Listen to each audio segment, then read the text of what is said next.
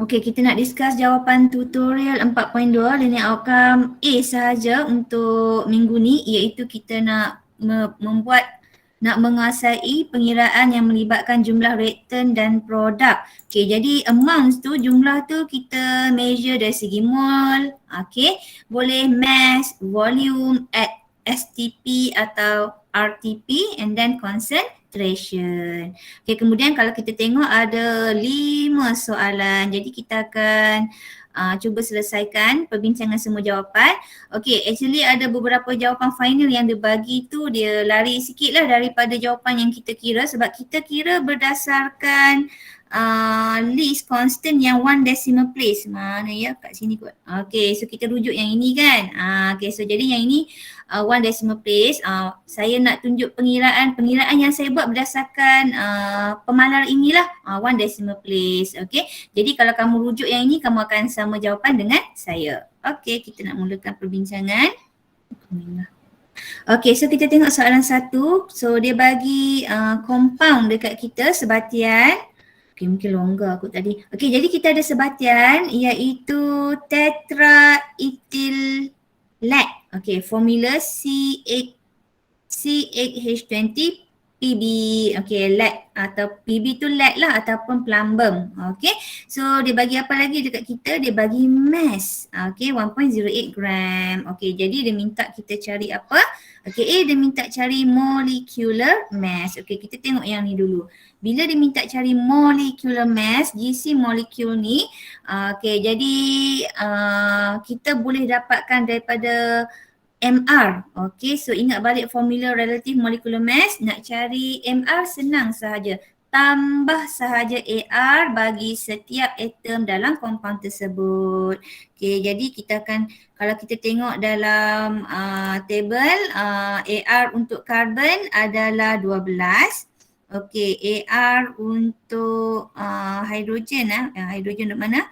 Okay, hidrogen 1. Satu lagi apa tadi? Ni, okay, so lead ataupun PB 207.2. Okay, jadi apa yang perlu kita buat? Kita tambah sahaja. So inilah pengiraannya. Okay, so mass already given. Okay, 1.08 gram. Okay, molecular mass dia. So kita dapatkanlah. So 8 karbon, 8 kali 12 tambah dengan 20 hidrogen, 20 darab 1.0. Okay, tambah 1 lead. Okay, 207.2. Okay, masukkan nilai. Terus dapat jawapan 323.2 AMU ataupun nak guna U pun boleh. Okay, so dulu atomic mass unit. Okay, terbaru dia guna U sahaja. Okay, mana-mana pun betul. Okay, so jadi nak bagi note kat sini. So beza ya, molecular mass, molar mass dengan relative molecular mass. So dari segi dia punya unit ataupun tak ada unit. Jadi kalau kita tengok molecular mass dia ada unit lah, AMU ataupun U. Untuk molar mass unit dia gram per mol. Untuk MR no unit, tak ada unit. Okay, so ni saya terangkan sekali lagi lah. Actually sebelum ni kita dah discuss yang ini. So ulang balik. So semoga kamu boleh bezakan antara ketiga-tiga istilah dan ketiga-tiga konsep ini. Okay, selesai. Kita pergi kepada soalan yang kedua. Okay, tolong semak dengan jawapan kamu. Kalau salah tolong buat pembetulan. Kalau unit salah pun tolong buat pembetulan. Okay, tanda sendiri ya. Okay, seterusnya kita tengok soalan yang B pula. Okay, B dia tanya moles of tetrahelix. Okay, dia tanya tetrahelix pula. Dia tanya bilangan mol bagi sebatian kita, tetraethyl lead. Okay, jadi macam mana kita nak buat? Okay, tadi mass dah ada dah kan? Jadi senang saja. Untuk cari B tu senang saja. Formula mol adalah mass bahagi molar mass. Mass dah diberikan dalam soalan. Okay, jadi molar mass kita dah cari dalam soalan A. 323.2 gram per mol. Okay, so tekan kalkulator. Kamu akan dapat jawapan 3.342 darab 10 kuasa negatif 3. Okay, boleh ya? Okay, selesai untuk B. Kita teruskan dengan C pula. Tengok soalan C dulu. Okay, kalau laju sangat tak faham, kamu boleh ni lah mencelah tanya. Kalau tidak saya teruskan je. Okay, sekarang untuk C, kita nak cari number of molecules. Okay, jadi saya pesan apa selama ni? Ingat nak cari je jumlah atom, jumlah molekul, jumlah compound ataupun jumlah ion. Terus kita kaitkan dengan nombor Avogadro. Jadi kalau kita nak kaitkan dengan nombor Avogadro, kena ada apa? Kena ada number of mole dulu. So jadi kena pastilah bilangan mole compound ini. Jadi tak ada masalah bilangan mole kita dah identify masa soalan B tadi. Jadi soalan C ni senanglah. Okey. Jadi dalam soalan B tadi kita dah berjaya kena pasti mole. Okey, jadi darab saja terus dengan formula. Okay, number of particles equals to mole times Avogadro's number. And then insert value. Avogadro's number memang kena hafal lah, 6.02 darab 10 kuasa 23. Sangat banyak jumlahnya ya. Okay, sebab spesies ni sangat kecil. Jadi 10 kuasa 23. Okay, nombor 6.02 tu memang kena hafal. Jadi tekan-tekan kalkulator dapatlah 2.01 darab 10 kuasa 21 molecules tetraethyl lead. Okay, so jadi ingat balik formula. Yang formula saya tunjuk sebelum ni memang kamu kena hafal ya. Ni je kita pusing-pusing formula ni je dalam subtopik ni. Ingat nak cari mol bila ada mass bahagi molar mass. Okay, molarity mol bahagi volume. So jadi ikut soalan lah, kalau soalan minta cari mol, molarity darab volume. Ingat volume dalam liter, ml tak boleh. Okay, number of particles mol darab Avogadro's number. Avogadro's number kena hafal. Okay, kalau diberi berkait dengan molar volume pula, okay, nak cari volume mol darab molar volume. Okay, dan kamu kena hafal lah, kalau room temperature 24 liter, kalau STP 22.4 liter, volume for 1 mole of gas. Jadi kamu kena faham 1 mole gas pada keadaan RTP isi padu dia 24. Okay, kalau 1 mole gas pada keadaan STP isi padunya adalah 22.4 liter. Okey, kita selesai untuk yang tadi. Ui, dah terkecil lah. Okey, soalan C. So, itulah jawapan yang saya tunjuk tadi. Okey, sama. Okey, next adalah sambil-sambil tu kamu tanda jawapan kamu ya.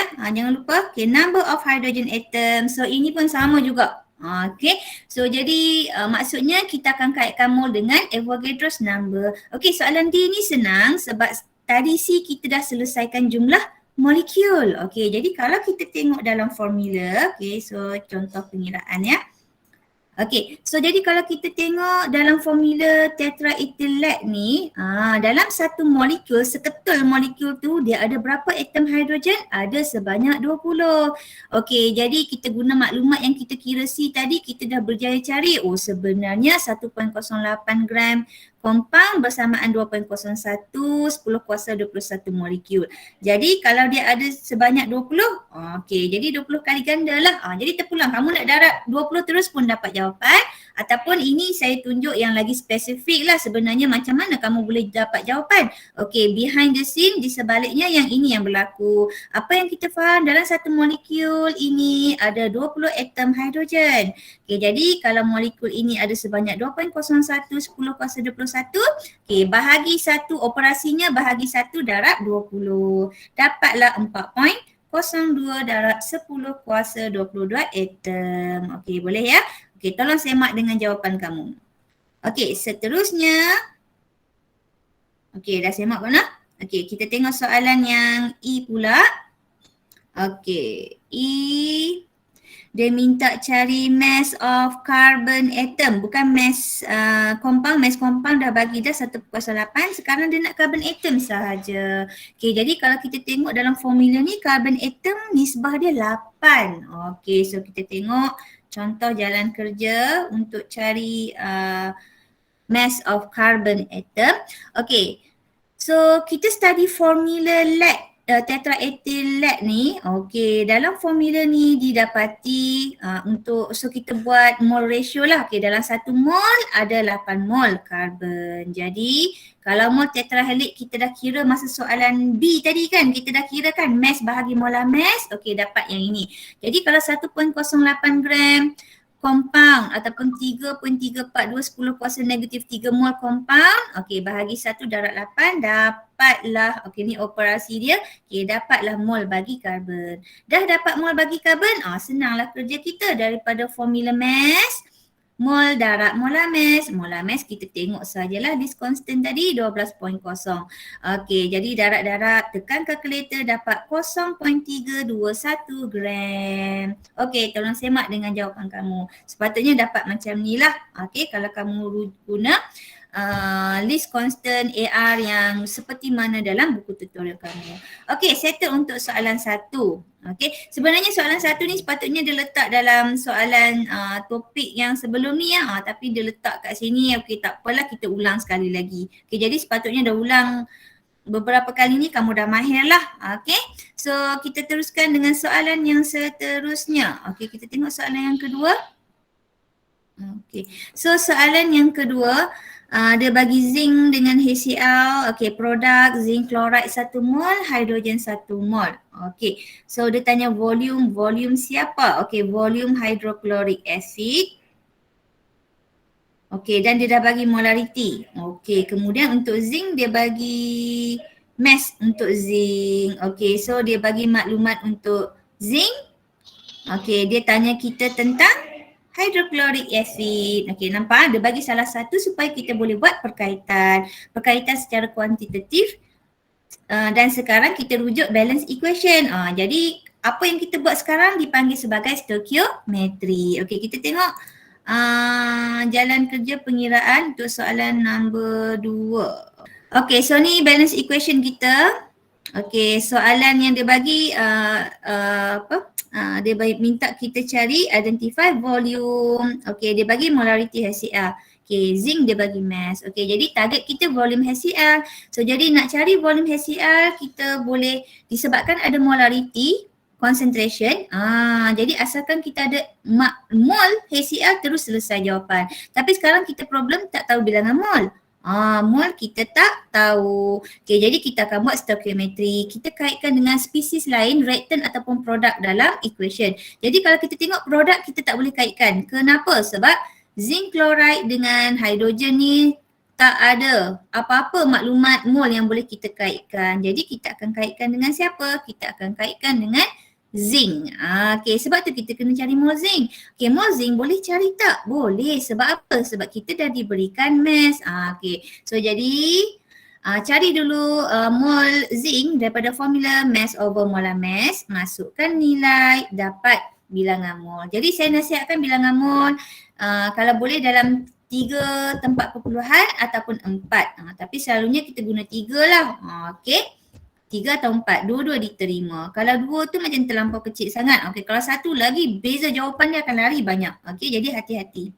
Okey, kita pergi seterusnya kita buat stoichiometry. Jadi macam saya jelaskan tadi lah, kita nak kaitkan dengan siapa, disebabkan kita nak cari HCl. Kita nak dapatkan maklumat HCl, kita akan kaitkan dengan zinc sebab zinc kita dah tahu bilangan mol. Jadi berdasarkan persamaan seimbang, kita faham 1 mol react dengan 2 HCl. Okay, so 1 mol zinc react with 2 mol HCl. Jadi kalau zinc kita ada sebanyak 0.398, dapatlah jawapan. Operasinya 0.398 bahagi 1 darab 2. Okey, dapatlah jawapan HCl. Dapat jawapan HCl, baru kita boleh pergi kepada final step yang terakhir. Masukkan dalam formula concentration iaitu molarity. Mol solid bahagi volume solution. So jadi molarity kita dah ada. Mol solid pun dah ada. Volume solution tak tahu kan? Terus automatic boleh cari iaitu mol bahagi molarity. Dapatlah jawapan 7.96 liter. Okey, boleh. Okey, next kita pergi kepada, inilah jawapan untuk A. Okey, kita pergi pula kepada soalan B pula. Okey, jadi B tu diminta mass untuk zinc. Okey. Kemudian dia bagi maklumat tentang volume molarity bagi hydrochloric acid. Okey, nampak? Soalan dia tanya zinc, dia bagi maklumat tentang HCl. Jadi dia nak kita buat stoichiometry. Okey. So kita tengok kamu compare lah dengan pengiraan kamu. Nampak kot besar ni? Okey. Okey, jadi daripada balance equation, okey, kita soalan tanya tentang metal zinc. Mass berapa? Okey, dia bagi molarity dengan volume solution HCl. Okey, jadi target kita mass zinc, tak tahu. Okey, so jadi nak tahu mass zinc, kena tahu bilangan mol zinc. Nak tahu bilangan mol zinc, tak ada dalam soalan. Jadi kita kena minta bantuan spesies yang lain iaitu HCl. So HCl, kalau HCl dengan zinc kita boleh kaitkan menerusi chemical equation. Jadi bila kita kaitkan mol zinc dengan HCl bermakna kita buat apa? Kita buat stoichiometry. Okey, jadi mol HCl tak ada masalah, boleh cari sebab ada M dengan V. So jadi mol daripada formula molarity nak cari mol sama dengan molarity darab volume. Okey, masukkan nilai. Dapatlah 0.5 mol. Okey, kemudian kita buat stoichiometry. Okey, kita kaitkan. Tadi dah penat-penat cari HCl. Okey, kita kaitkan dengan zinc. Okey, daripada from balance equation 2 mol react with 1 mol. Okay, so if we have 0.5 mol, kalau kita ada setakat 0.5 mol, so operasinya 0.5 over 2 times 2. Okay, dapatlah 0.25. Okay, so ni rujukan daripada equation operasi final answer. Jadi hati-hati ya, nak bahagi siapa, nak darab siapa, sebab dah ada beberapa student dia mesej saya, dia hairan kenapa tak dapat jawapan. Bila saya cek, rupanya dia tersalah dekat stoichiometry. Yang sepatutnya bahagi dia darab, yang sepatutnya darab dia bahagi. Jadi minta kamu clear betul-betul masa buat mole ratio ni ya. Pastikan operasi yang kamu guna tu betul. Apa maklumat yang kamu ada, apa yang kamu nak cari. Okey, faham ya, hati-hati. Okey, so dah berjaya dapat mol zinc. Okey, senanglah. Kita proceed saja dengan formula mass, mol darab molar mass. Okey, darab, masukkan nilai. Okey, tulis formula, masuk nilai, dapatlah final answer 16.35. Okey, selesai. Okey, jadi saya harap jalan kerja kamu tu samalah macam yang saya tunjuk ni. Okey, step dia lebih kurang macam ni lah. Okey, cuma mungkin penulisan kamu lah kot berbeza sikit. Okey, dan satu lagi pesanan saya untuk soalan yang melibatkan pengiraan, biasakan diri kamu untuk tulis formula, masuk nilai dan final answer.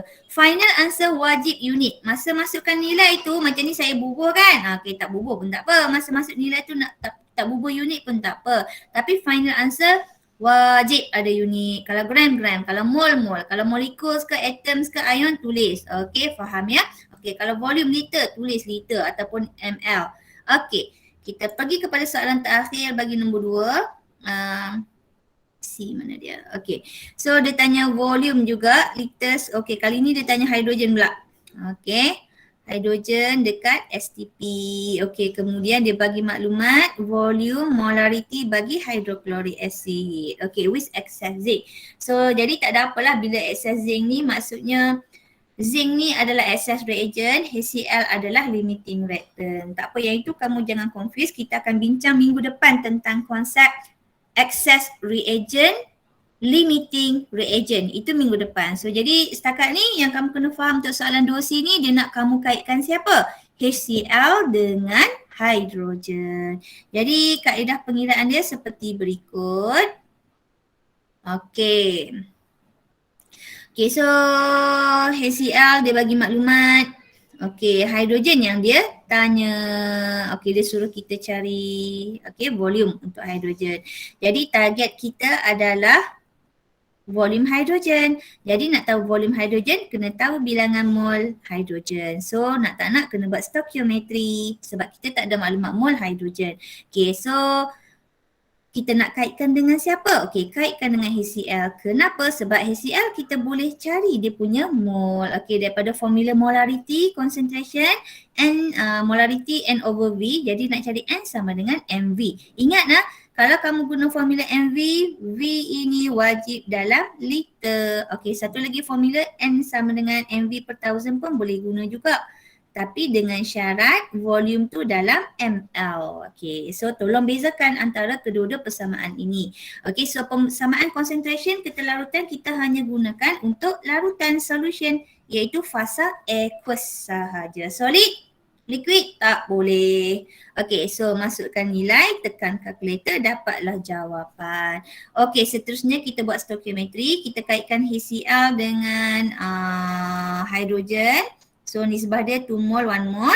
So kita ada 1.233. Okay, operasinya over 2 times 1. Okay, dapatlah 0.6165 mol hidrogen. Okay, so dah dapat mol hidrogen.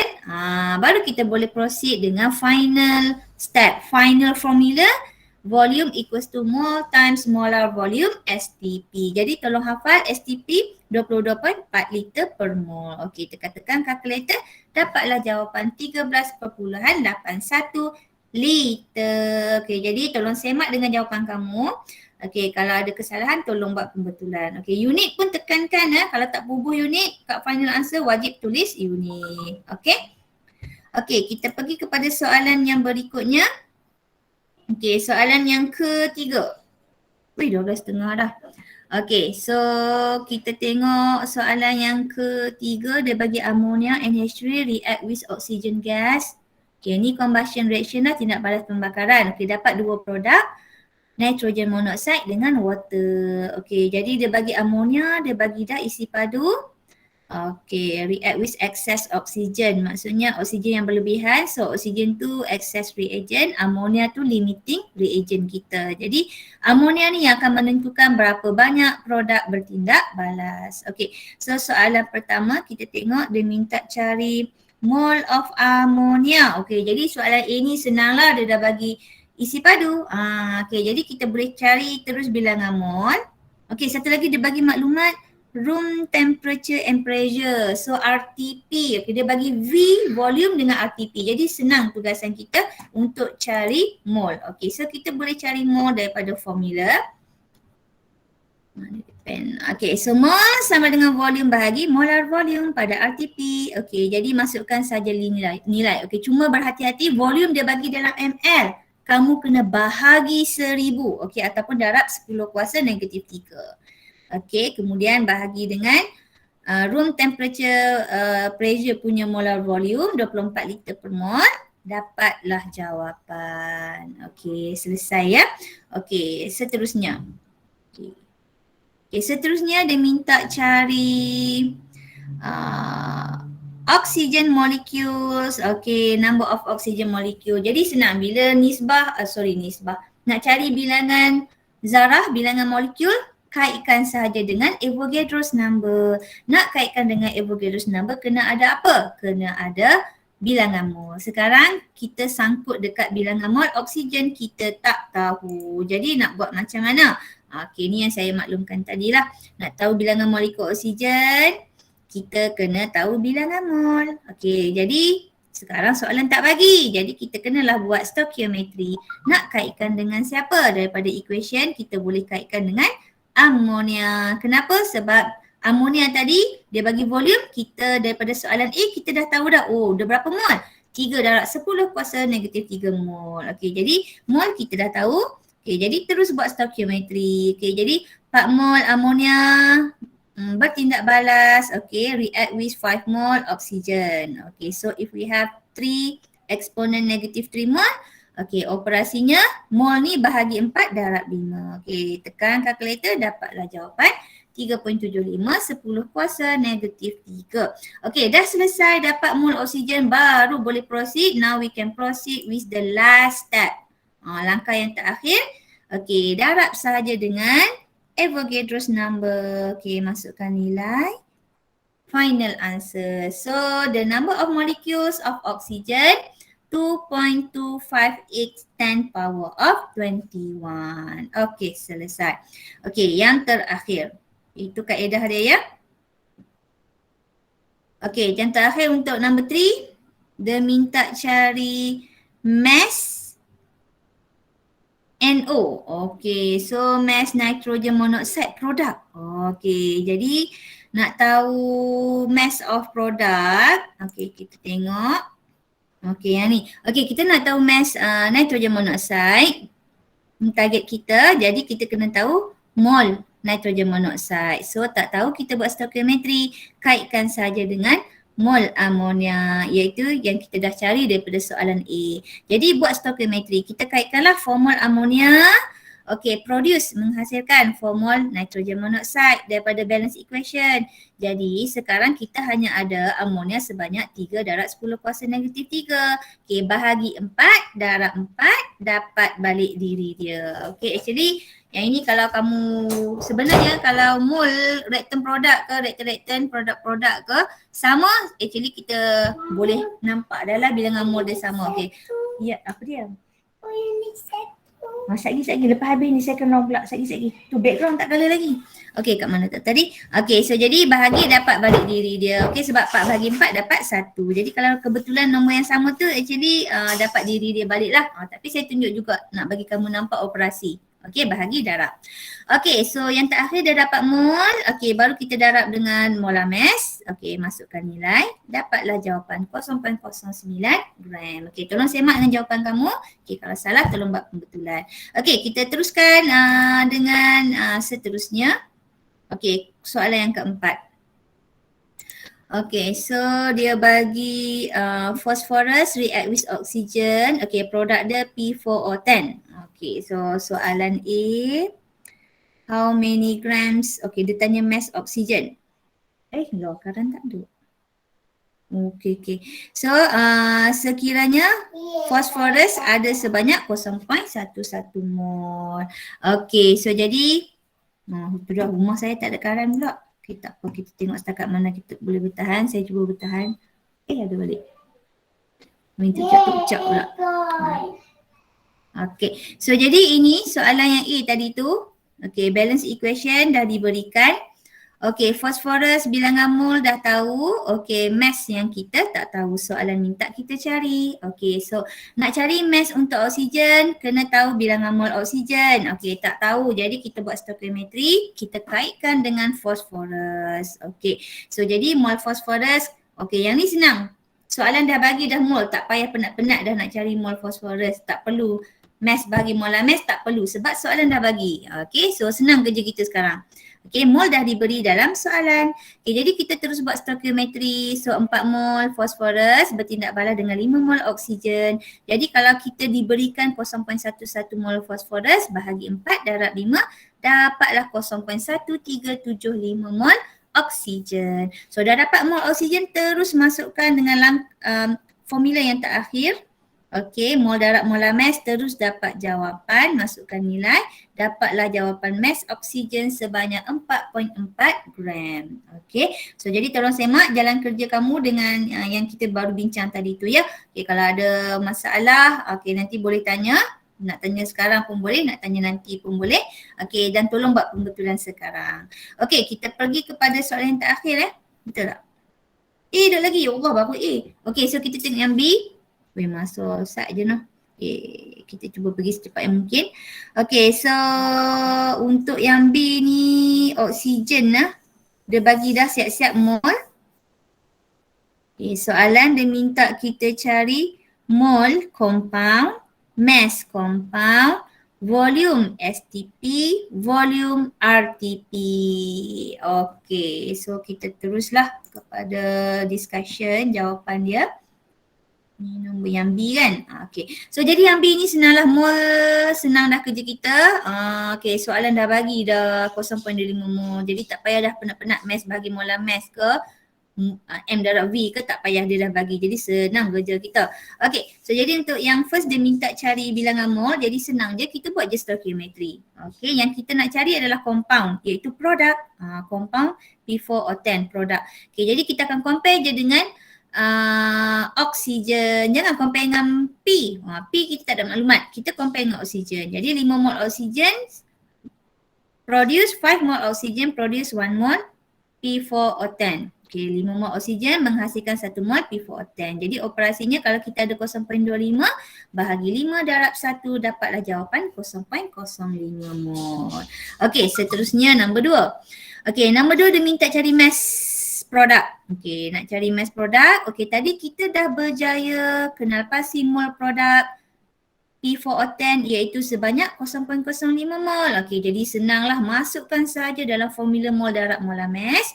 Okey, molar mass macam biasalah. Tengok dalam kita punya list tu. Okey, jadi kalau ikutkan, kalau kamu tengok list tu, phosphorus 31.0. AR dia oksigen 16.0. Okey, jadi 0.05 darab molar mass bagi compound ni dapatlah jawapan 14.20 gram. Okey. Yang ketiga, okey, yang ketiga pun senang sebab mol dah ada, jadi terus masukkan dalam formula mol darab, molar volume STP. Okey, molar volume STP kamu kena hafal 22.4. Okey, darab-darab dapat jawapan 1.12 liter. Yang terakhir volume pada RTP. Okey, mol pun dah diberikan tadi, kita dah cari dalam soalan 1 0.05, terus darab dengan molar volume RTP iaitu 24, tolong hafal. Okey, dapatlah 1.2. Okey, jadi kesimpulannya kat sini kalau kamu tengok nombor 3 dengan 4, kaedah pengiraan dia sama tapi disebabkan nilai molar volume berbeza 22.4 dan 24, jadi jawapan dia akan lari sikit. Jawapan dia tak sama. Isi padu gas akan berbeza pada suhu dan tekanan yang berbeza. Okey? Okay, selesai. Kita pergi kepada soalan yang terakhir, nombor 5. Okey, so kalau kita tengok nombor 5, dia dah bagi balance equation. Okey, reaction antara siapa? Silver nitric acid. Okey, produk silver nitrate, water dengan nitrogen monoxide.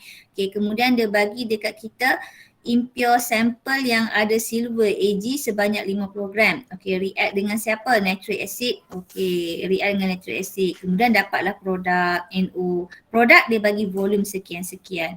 Okey, soalan dia minta apa? Dia minta mole of produk tadi. Okey, jadi boleh cari ya. Sebab dia dah bagi volume. Kita akan kaitkan dengan molar volume. Kenapa? Tengok ni, dia bagi STP. Jadi kita boleh kaitkan dengan formula molar volume. Okey, dapat jawapan. Okey, manakala untuk yang B pula, dia minta cari percentage silver dalam impure sample. Okey, tadi sampel maksudnya dia minta kita cari berapakah persen silver yang ada dalam impure sample yang seberat 50.0 gram. Maksudnya di sini sampel impure tu yang tak tulen lah. So sampel bahan mentah kita ni dia ada silver Ag tapi bukan 100%. Maksudnya 50 gram okey, maksudnya katalah ada 50 gram sampel tu, okey, dia ada silver. Tapi mungkin sebahagian saja. Mungkin silver dia ada berapa persen saja. Mungkin 20%, 30%, 80% kita pun tak tahu. Jadi sekarang itu tugas kamu untuk cari. Sebenarnya dalam 50 gram sampel ni ada berapa silver? Okey, so jadi kita boleh cari. Okey, so kita teruskan dengan kaedah pengiraan. Okey, ni yang saya terangkan tadi lah. So ingat, impure sample ni bermaksud bukan 100% silver 50 gram ni. Okey, silver hanya ada sebahagian saja. Kita pun tak tahu berapa persen. Okey, memang bukan 100% lah sebab dia dah sebut impure, tak tulen. Jadi mesti kurang daripada 100%. Okey, tak apa, kita boleh cari sebab dia dah bagi bilangan, dia dah bagi maklumat tentang mol produk iaitu NO. Okey, so kita boleh cari mol tersebut sebab dia bagi volume. Okey, maklumat dia bagi. So from formula mole volume over molar volume STP. Okay, insert value. Okay, dapatlah jawapan mol. 8.036 10 kuasa negatif 4 mol. Okay, dah dapat mol. Okay, baru kita boleh proceed dengan yang B tadi tu. Okay, so sekarang macam mana kita nak selesaikan B? Okay, untuk selesaikan B, kita kena kenal pasti mass silver react, apakah jisim silver sebenarnya yang bertindak balas dalam tindak balas ini? Okey, jadi macam mana kita nak tahu? Kena tahu bilangan mol terlebih dahulu. Nak tahu bilangan mol tak ada maklumat. Kita kaitkan dengan NO. Okey, so jadi NO kita dah cari daripada soalan A. Selesai kerja kita. Okey, jadi sekarang kita buat stoichiometry je. Okey, jadi kalau ikut equation, 1 mol NO dihasilkan, okay, produced by 3 mol silver. Okay, ini ikut equation. Okay, sekarang kita tengok apa yang kita ada. Oh, NO kita 8.036 eksponen negatif 4. Okay, over 1 times 3. Operasinya bahagi 1 darab 3. Okay, so dapatlah okay, 2.411 eksponen negatif 3. Okay, dapat yang ni baru kita boleh masukkan dalam formula mass silver. Okay, mass sama dengan mol darab molar mass. So, masukkan nilai. Terus dapat jawapan mass silver. Jadi inilah 0.326 ni lah silver yang sebenarnya bertindak balas menghasilkan NO, okay, nitrogen monoxide sebanyak 8.036 10 kuasa negatif 4 mol. Ataupun isi padu dia tadi berapa? 18 kan? Okey, ataupun 18 ml NO. Okey, seterusnya baru kita boleh proceed dengan formula yang terakhir. Masukkan sahaja dalam formula percentage element in the sample. So jadi mass elemen kita silver bahagi dengan mass sample darab dengan 100%. Okey, masukkan nilai.